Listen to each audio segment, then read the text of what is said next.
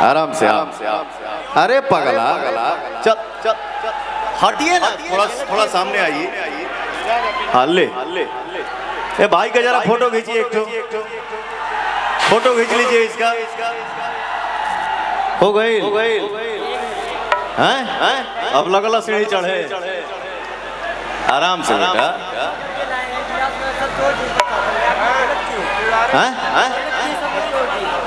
अच्छा चलो ठीक है, तुम्हारा भाव सही है ना? चलो ठीक है बेटा। कवि के भाव कि अरे बरसे सावन के पानी अचुवता तभी जातानी, बरसे सावन के पानी अचुवता तभी जातानी, मड़ई के घर सैया जाइब नई हार छोड़ के। बरसे सावन के पानी चुवता तभी जातानी, मड़ई के घर सैया जाइब देवघर छोड़ के। कि सैया जाइब नई हार छोड़ के। ए सैया ए सैया भाव है तनी हाथवा उठावा जाओ। इस सैया जाइब नई हार छोड़ के, राउर देव घर सैया जाइब, राउर देव घर सैया जाइब नई हार। बरसे सावन के पानी चुवता तभी जातानी, मड़ई के घर सैया जाइब देव। अरे हे सैया, मेरा आवाज कहां तक जा रहा है भैया? तनी हथवा उठा के बताओ जा, तनी पिछवा से लहरावा जाओ। सैया जाइब नई हार छोड़ के।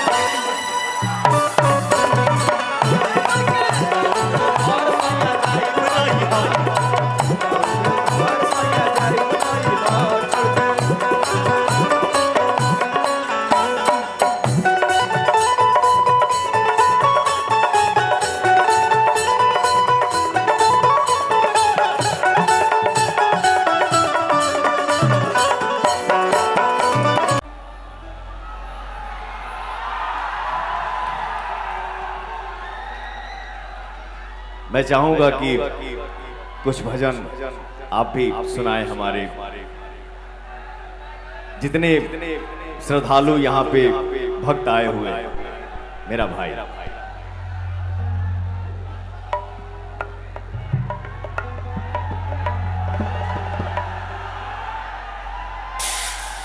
झूम झूम गीत गावेला पवन। रुको रुको, और भी तो भाई है यहाँ पे। रुको बेटा, रुक जाओ पगला। कपड़ा पहन ले। कपड़ा नहीं पहनते हो क्या? अब बताओ।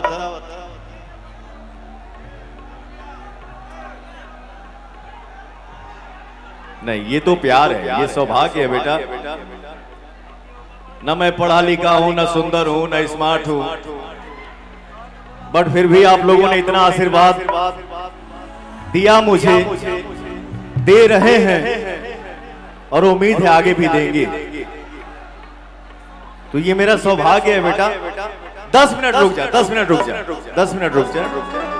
मैं जितने बच्चों के हाथ में फोटो है ना, मैं जहां बैठूंगा पीछे, आप लोग आइएगा, आराम से फोटो करेंगे। Love you. हो बड़ा नीक लागे बाबा के भवन, झूम झूम गीत गावेला पवन।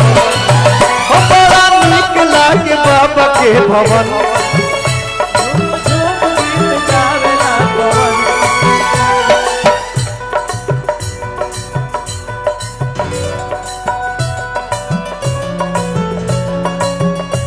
ओम नमः शिवाय के भजे, ओम नमः शिवाय के भजे, महादेव से ही खुश रहे मन। वो बड़ा नीक लागे बाबा के भवन।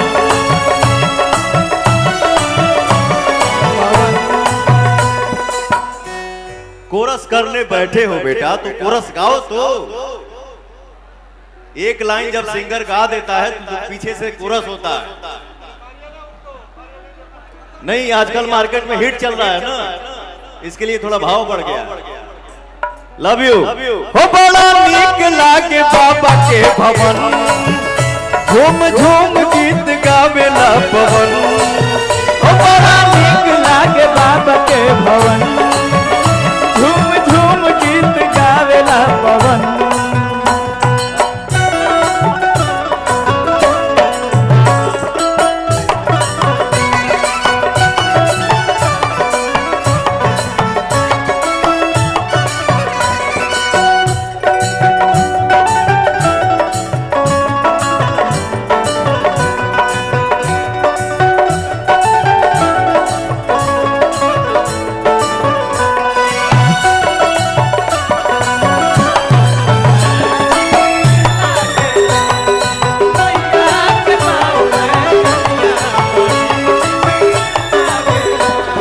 खाती सुख राशि के तदेव को हरावे,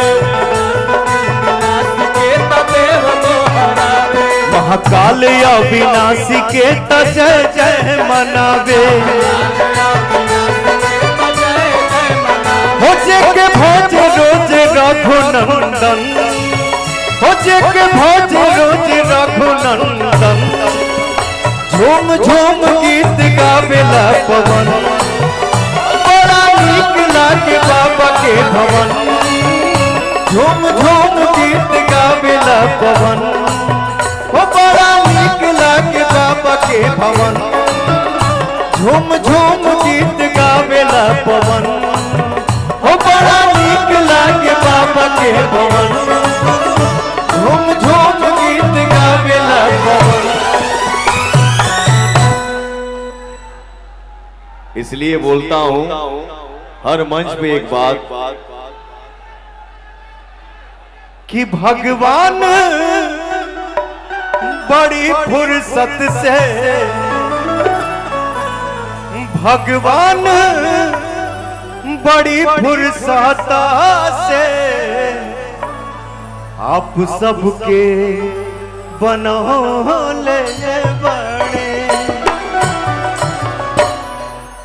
इस मंच पे आपके भाई के साथ साथ एक बहुत बड़ा स्टार इस मंच पे मौजूद है। उस स्टार का नाम है भोजपुरी का बिलियन स्टार, जिसका नाम है मेरा छोटा भाई, मेरा प्यारा भाई रितेश पांडे। एक जोरदार ताली हो जाए। हो भैया आजा भाई हमारे।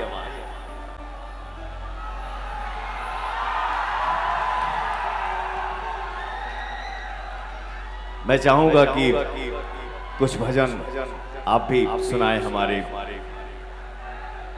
जितने श्रद्धालु यहाँ पे भक्त आए हुए हैं। मेरा भाई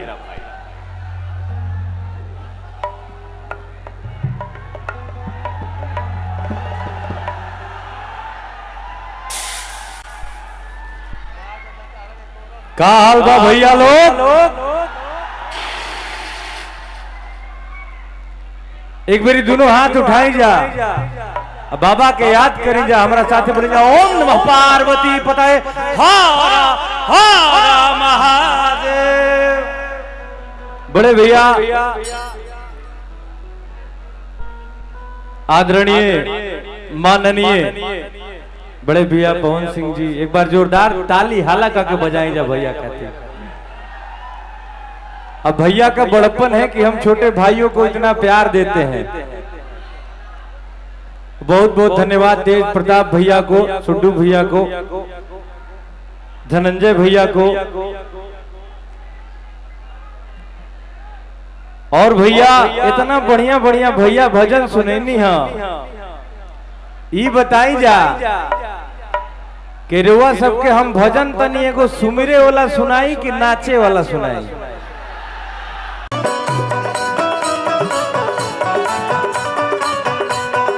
क्या बात है।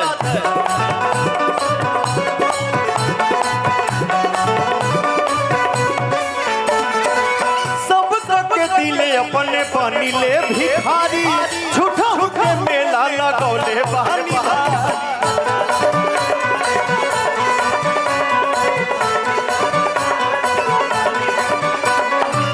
सब दिले अपने पानी ले भिखारी झूठा होके मेला लगौले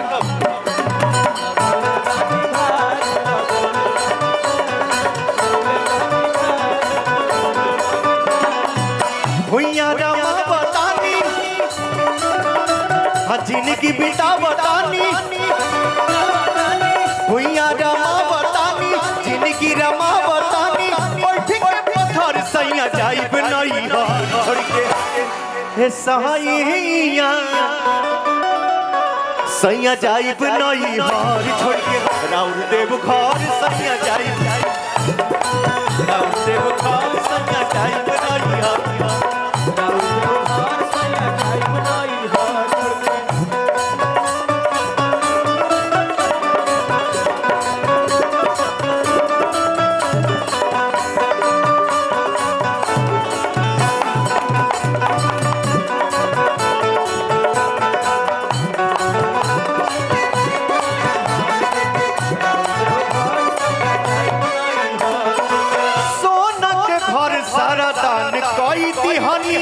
अपने तभे सरौआ जोगी के धाई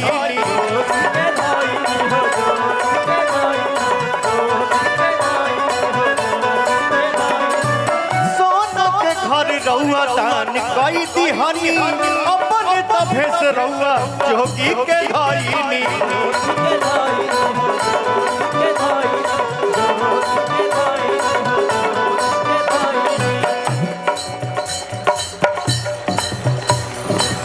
बरसे सावन के पानी अचुअता तभी जतानी बरसे सावन के पानी अचुअता तभी जतानी मोड़े मोड़े घर सैया जाइब नहीं हार राउर देव घर सैया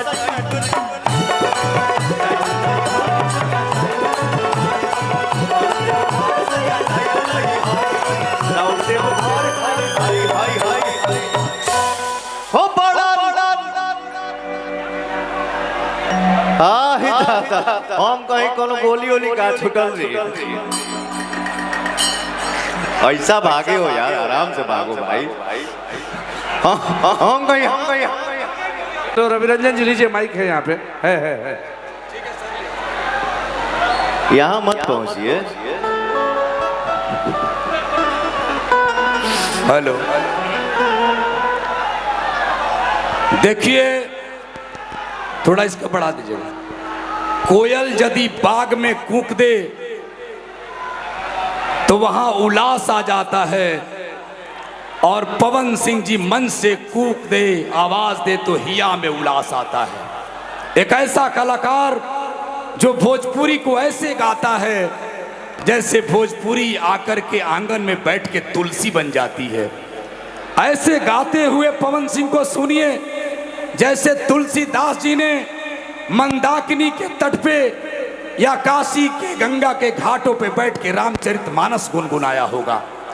अभी जिस तरह का गीत पवन जी ने दिया है वो भोजपुरी के स्वर्णिम दौर का सबसे बड़ा साफा है जिसे हमने सर पे बांधने का काम किया है। यकीन मानिए आने वाली नस्लें कहेंगी तुम्हारी शख्सियत से सबक लेगी ये नई नस्लें। मंजिल पर वही पहुंचा है जो अपने पांव चलता है, मिटा देता है कोई नाम तक के खानदानों का, किसी के नाम से मशहूर होकर गांव चलता है। ये जब मशहूरियत की जब बात आएगी तब भोजपुरी का कोई कलाकार हारमोनियम को छेड़ेगा तो पवन सिंह के ध्वनि को सुनते हुए उसका विस्तार करेगा और यही भोजपुरी का पांचजन्य शंख बनेगा। यकीन मानिए एक गीत यदि ये दिल से गा दे या हारमोनियम प्ले करके गा दे तो भोजपुरी की ताकत का पता चलता है। इसलिए इन्हें कहा जाता है कि मैं पावर स्टार हूं, बेअदब समय खुमार हूं, मैं मुश्किलों से क्या डरूं, मैं खुद कहर हजार हूं, ऊंच नीच से परे मजाल आंख में भरे, मैं लड़ रहा हूं रात से मसाल हाथ में लिए, न सूर्य मेरे साथ है तो क्या नहीं ये बात है, मैं जुगनुओं का यार हूं, मैं सुपरस्टार हूं, मैं पवन कुमार हूं। हेलो, मैं कोई पवन स्टार नहीं हूं। एक बड़े आदमी अक्सर मुझे सिर्फ इतना पता है कि मैं जो कुछ भी हूं आप सभी का प्यार हो। ये अभी तो शुरू हुआ है। धनंजय भैया कह रहे थे कि पवन सिंह जी जब ये गीत गा रहे थे तो मैं 90 के दशक में चला गया था। मेरा रोआ रोआ खड़ा होके कह रहा था कि कुछ भी बोलते हो यार तो तरन्नुम में बोलते हो। समंदर की गहराई को कोई माप नहीं पाया। ए भोजपुरी के सरताज, तुम्हारी बड़प्पन है। तुम्हारी सुर को समझने में सदियां गुजर जाएंगी। यही तो आपकी ताकत है साहब। आवाय आवाय आवाय आवाय हाय रे कहाँ बाड़ू? लाइन दो यार, लाइनवा क्यों काटते हो बे? गईल, थैंक यू सो मच।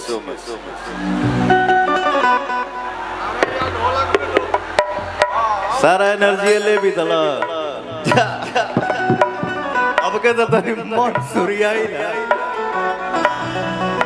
आ गई।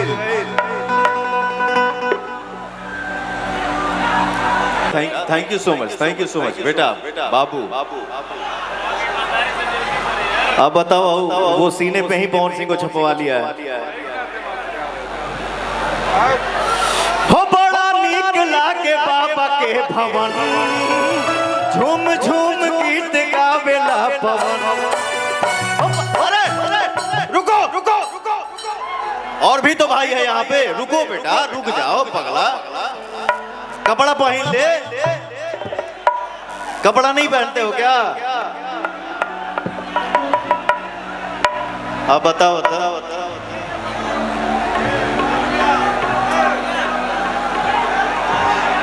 नहीं, ये तो प्यार है, ये सौभाग्य है बेटा।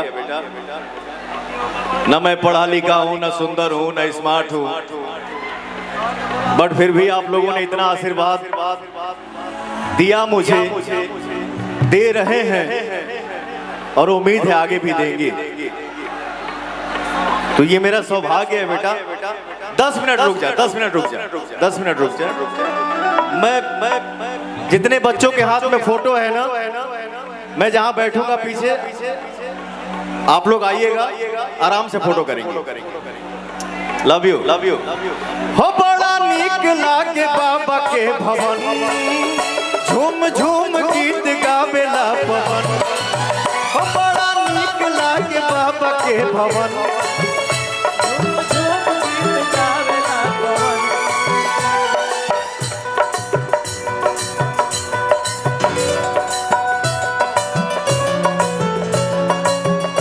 ओम नमः शिवाय के भजे, ओम नमः शिवाय के भजे, महादेव से ही खुश रहे मन।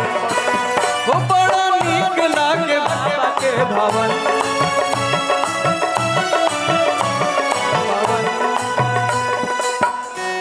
कोरस करने बैठे हो बेटा तो कोरस गाओ। तो एक लाइन जब सिंगर गा देता है तो पीछे से कोरस होता है।